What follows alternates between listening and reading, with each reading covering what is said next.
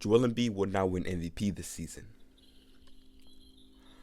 So far this season, Joel Embiid has been dominating the whole NBA. His three-level scoring ability with how often he sees the free throw line, combined with elite defense all in a 7'1", 280-pound frame, is too much to handle for any NBA defense. He's imposing his will every night and not letting anyone off the hook. His terrifying combination of size and skill leaves him as one of the most dominant players in the NBA. And Embiid's incredible play has led the 76ers to his top spot, a number 1 spot in the Eastern Conference.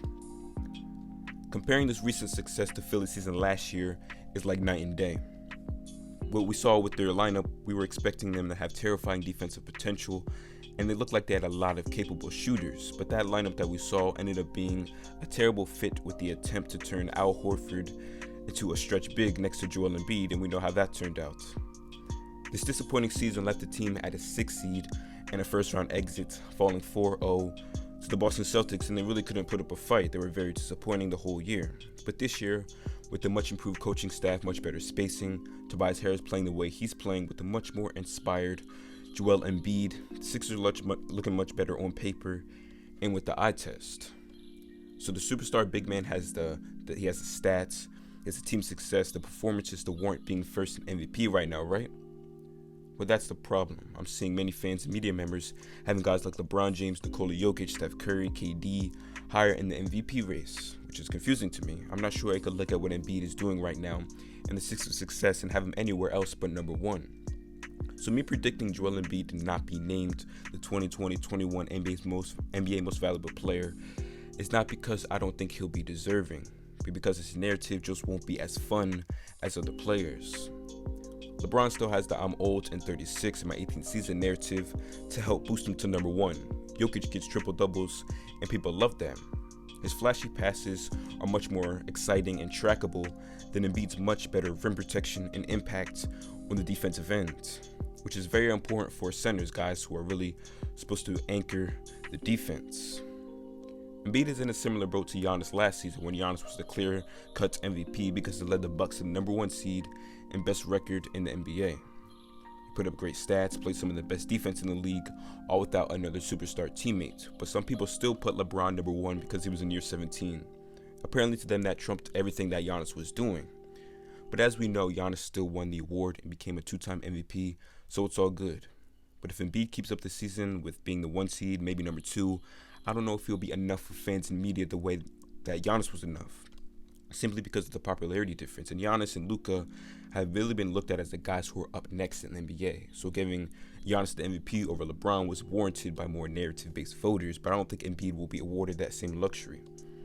So even if he is more deserving than other candidates, the narrative of LeBron's age, Jokic's triple-doubles just may mean more than the Sixers' potential first seed, with Embiid manning the ship, which may lead to an MVP snub for the big man. And I get the MVP race is close, but it's frustrating when people pick their MVP and don't really change it no matter what and just try and justify that. Even if the Nuggets record doesn't necessarily seem like the Joker should win MVP, people still may put him there. And I get Jokic is up there, but he's just not over Embiid in my opinion right now because of the difference in the teams. And it's really because of the triple-doubles and the fact that people like Jokic more. And I get it's much more than that. He's a very good candidate, but I just got Embiid over him right now.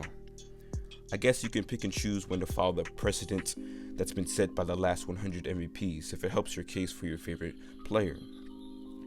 I'm hoping Embiid gets that number 1 spot at the end of the season if he's deserving, but with the narratives fighting harder than ever, it may be tough for the big man to bring home that trophy.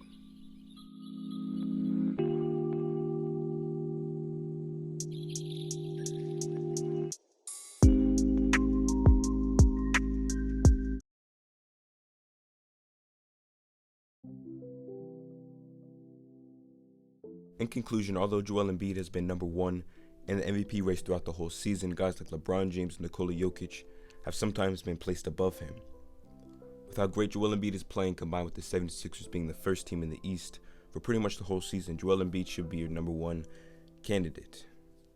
LeBron has caught up a bit as of late, but throughout the whole season, Embiid has had him, along with the rest of the league, beat out for the award. He checks all the boxes to be named the most valuable player. He has the stats, team success.